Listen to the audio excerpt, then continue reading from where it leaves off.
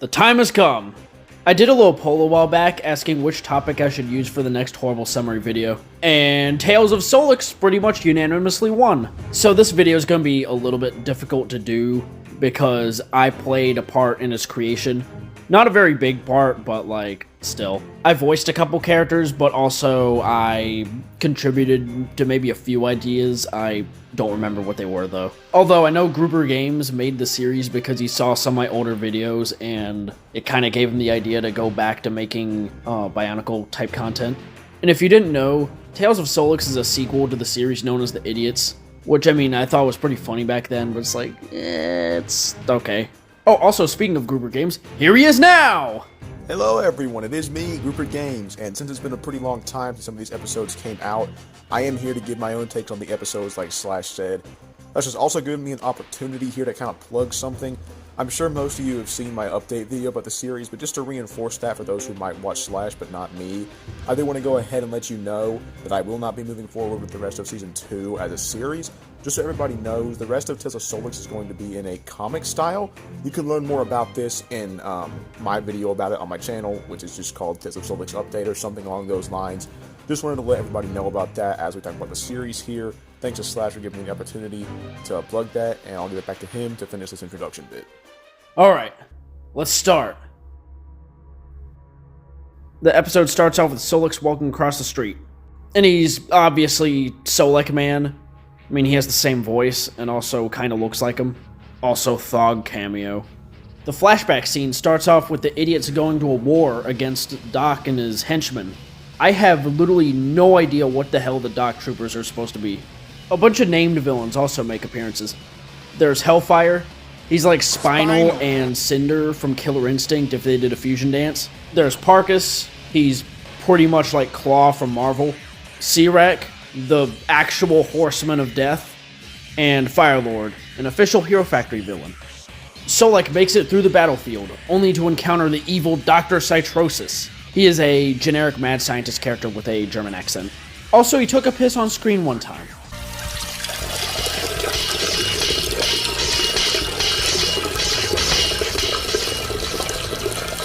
To fight against Solix and his plot armor, which is the stuff that Solix has, by the way, Citrosis brings out a weapon to surpass Metal Gear, known as the Plot Buster. Somehow Solix goes all 100 floors up to the Hero Factory, just through the staircase, just because he's like really scared of Citrosis. I mean, if I did that, I'd just die. I also really like the cotton ball explosion effects, they look really cool. I should probably try something like that in my animation. After Citrosis beats the shit out of Solix, Doc shows up. I know Citrosis is a doctor too, but I mean, Dr. Planet. Dr. Planet is the main villain of Tales of Solix. He really hates Solix. Solix makes a horrible mistake of bringing a broadsword / twin swords instead of using nunchucks and gauntlets like I do.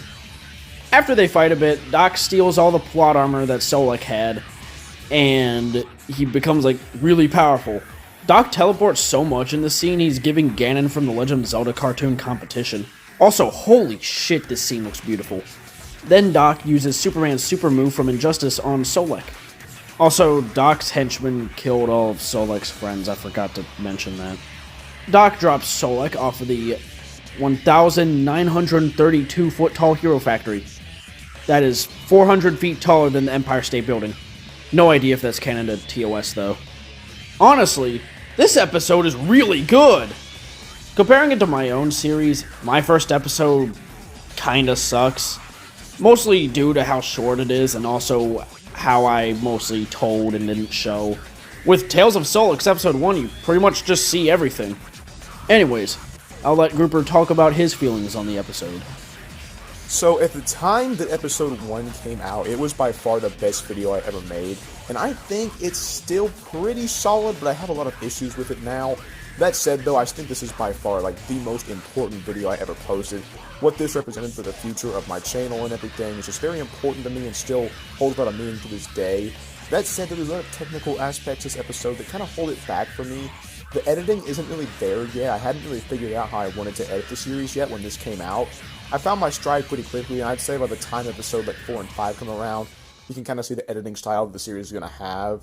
but that's honestly just not really in this episode. It's a bit too slow at times, and my mic quality is really bad for some reason. Midway through episode 4, I kid you not, my mic quality just magically got better, so for the first few episodes, it's not very good, unfortunately. That said, though, I still think episode 1 is great. I think the script's great. I think Doc delivered his lines excellently. I'm still a big fan of that first fight scene between Solix and Doc.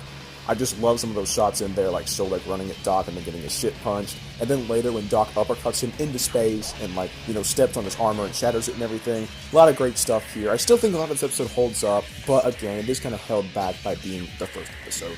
I've thought about going back and re-editing this episode a few times, and I might do that at some point. I don't think I'm really going to bother with it now, since I still think it's definitely watchable in the state it's in. There's just a few things I will probably go back and tweak eventually. So maybe sometime in the next year I will re-edit this episode, but as it is, like Slash said, I think this is a pretty great start, not to show myself too much, but yeah. Unfortunately, this is really the only great episode for a while. I feel like Season 1 kind of hits a lull of a bunch of, like, not fillery, but just slower episodes up until about Episode 8 is where I think it picks up. So yeah, but regardless, I still think this episode was a pretty good start to my new series.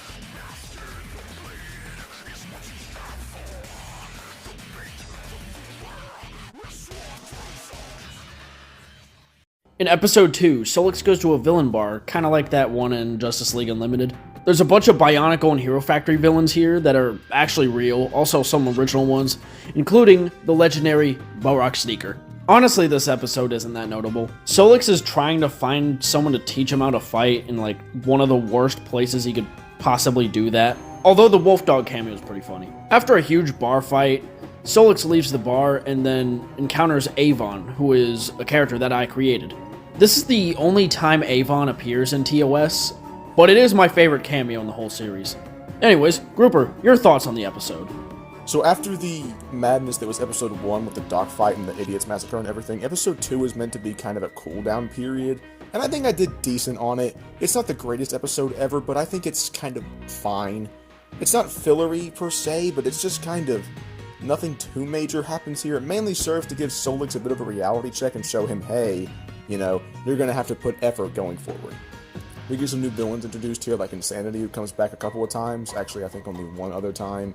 And it was pretty fun working with a lot of different voice actors here to mimic some Bionicle and Hero Factory villains that I put in the bar. So, yeah, it's not a great episode or anything, but I think it's fine. That said, the set design in this episode is god-awful. This was during the period in the series where I, for some reason, kept using just Lego set boxes as backdrops. Not really sure why I did that, but yeah, it just does not look very good, and it makes the action a bit hard to follow since the background is so messy. But regardless, again, I think this episode is solid for what it is, but what it is just isn't too special. Before I talk about this episode, I really don't like its name. The phrase is slash and burn, but for some reason, Grouper went with incinerate. I don't know, it just sounds weird. And also, it's not even like the actual phrase. Episode 3 begins with Solix going to the greatest place to learn martial arts, Arbiter's Grounds from Twilight Princess. Instead of Solix finding Death's Sword or Star-Lord, he finds Slash. If anyone doesn't know, Slash used to be blue before I made Demigod War, but this episode came out before Demigod War was made, so he was still blue. And as for a brief rundown for Slash, he's pretty much the martial artist type character who also uses a sword, and he's an evil demigod turned good. So Slash tries to train Solix, but Solix is completely awful at fighting, so they just go into the mall instead. Oh, and Firelord happens to be there. Solix is too scared to fight Firelord, and honestly for good reason. He's like a 12-foot tall giant robot guy. Slash motivates Solix by giving him a very poorly acted speech. Yeah, my acting was really bad in this episode. Solix and Slash both like tag team against Firelord, and it's really cool looking. Like, some of the special effects look kind of bad, and then there's like that one really awful line. He doesn't have vision, he just wants to destroy. Ha! No crazier than a corrupted mining robot who's addicted to fuel. It just feels weird for Firelord to drop his entire lore in one sentence, out of complete nowhere. After the big fight, Firelord says that Solix is pretty much still alive, and he also made a new friend. Overall, I feel like this episode's just okay. Like, the animation's really good most of the time. Like, outside of the special effects, the animation's really good. I definitely feel like I could have acted better in the video. And also, I mean, one of my lines clearly sounds like I'm recording it in my car. So anyways, let's hear Grouper Games' thoughts on the episode. Episode 3 was one of those that I loved when it came out, and for a while it was towards the top of, like, my biggest favorite episodes of the series. But as Season 1 and Season 2 went along, there just came better episodes than this one, and I realized this one's kind of just eh. Obviously, it's most notable for introducing Slash. And I do think the Fire Lord fight scene here is really good. I also think there's a lot of, like, great character moments here. I really like when Solix decides to stay in Antropolis and plays the music with Slash at the end. That's a great scene, I think. And of course, it has Doc learning about Slash and finally getting a Shredder Claw, which is also a great ending to this episode. Overall, I think it's a fine episode, but it's not great, but it has some pretty high points, I think. Episode 4 is very easy to summarize. Solix and Slash get attacked by a bunch of robots. Turbo teams up with them, and Citrosis comes back with the robot he had in the first episode, and then he loses. Pretty simple plot. Anyways, Turbo is a character that was originally planned for the idiots, just like Slash was, and he finally gets to debut here. He's pretty much like the Flash or Quicksilver of Tales of Solix. The robots in the episode were like a little bit more threatening than you'd probably expect, since they're immune to Slash using his air push. Something I find kind of interesting is that Slash uses his powers way more often in Tales of Solix than Demigod War. But I can kind of see why, because that's unique to Slash, since Solix also uses swords just like Slash does, and Turbo has super speed just like Slash does. Although Turbo is definitely faster. At the end of the episode, Citrosis goes back to the Evil Hero Factory. Doc decapitates Citrosis, which is a parody of 2003 Baxter Stockman. Honestly, this episode's just kind of okay. It has the same appeal as those like early Dragon Ball Z movies, where the story's like bad or kind of lame, while the animation's like really good. Especially that scene where Turbo beats up the robots. That is a really good looking scene. And yeah, I kind of forget this episode exists sometimes. Take it away, Grouper. Episode 4 was a lot of people's favorite when the season first started.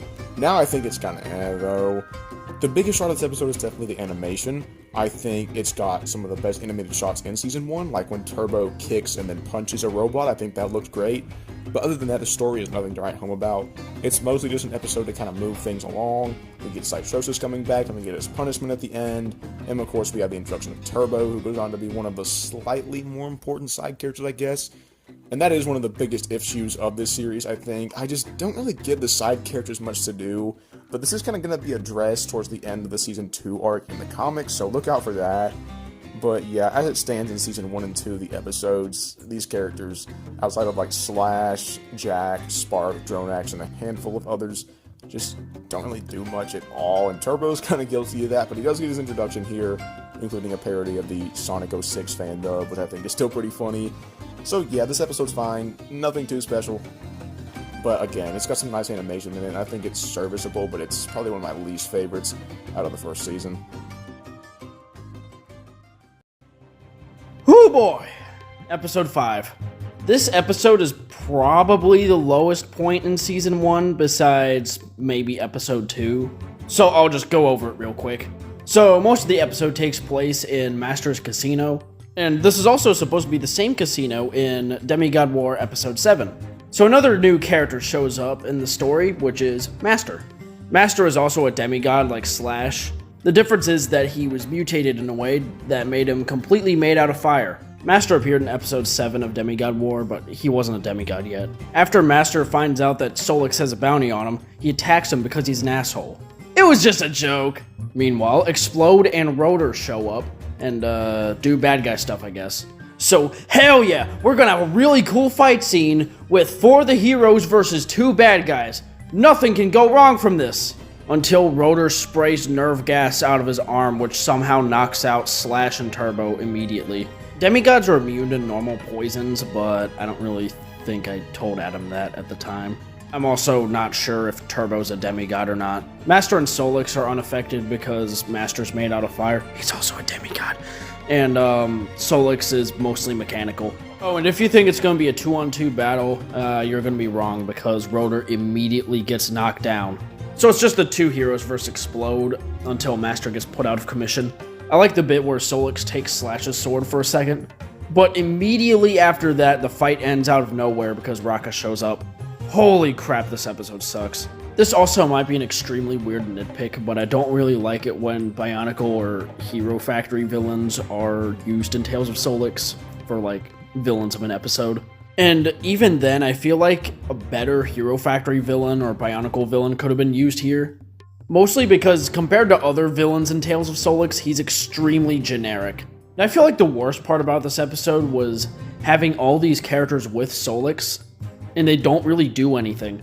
You can pretty much switch out the side characters with anyone you want, and the plot would be exactly the same. But yeah, by far the worst Season 1 episode. Alright, your turn, Grouper Games. So, yeah, as Slash pointed out, this is generally agreed to be one of the worst episodes of the series, and yeah, it's definitely not one of my favorites, but I don't think it's all horrible. I think it's decent, purely because it introduces Master in a pretty fun way, and also I think the casino area is kind of fun. The set design isn't the greatest, but I think it was fine for what it was.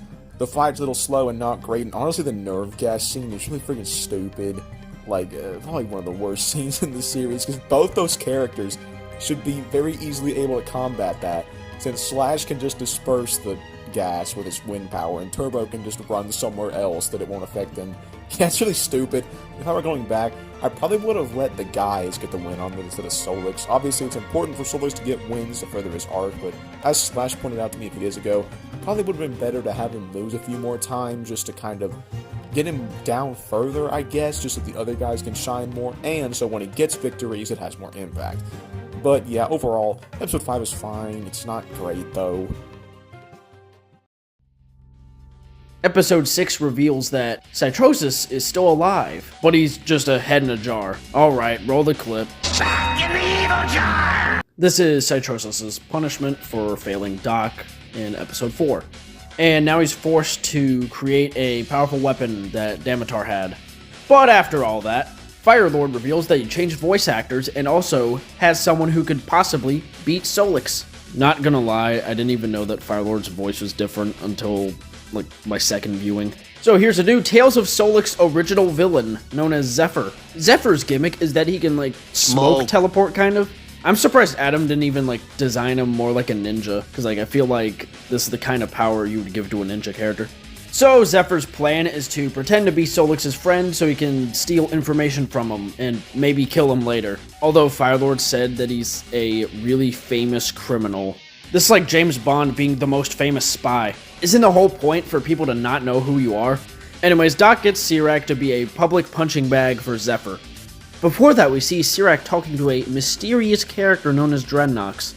Dreadnoks will be very important later, and also he's my favorite character that I voice. After that, Sirak becomes the villain of the week, from what it looks like. So, Solix and Master go to stop him. Then Zephyr nearly kills Sirak and pretends to be Solix's friend. I feel like this is a pretty cool idea for an episode, but it kinda comes in a bit too late.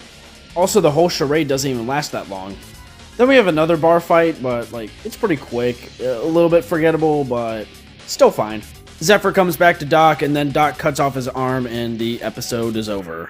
This episode did have a lot of potential, but it fell flat in a couple of areas. I feel like it would have been better if we didn't even see Doc hire Zephyr. It would make Zephyr being a traitor way more surprising, because there's pretty much just no tension with Zephyr. Solix is eventually gonna find out. Anyways, Adam, it's your turn. I actually like episode 6. I don't think it's the greatest episode, but I think it's got some really good fight scenes in it, especially the beginning when Master and Solix are fighting Sirak and Zephyr shows up. That said, though, Slash did ask me to point out something I almost did with this episode. After the fact, I actually thought about cutting episode 5 and having Master be introduced here and not revealing that Zephyr is evil. What I would have done is I would have had both Zephyr and Master show up as bounty hunters claiming to have been hired to protect Solix, or one of them thinks the other is evil, so Solix has to figure out which one of them is evil. Obviously, it ends with him teaming with Master to stop Zephyr, and then Zephyr loses on the dock, just like the actual episode.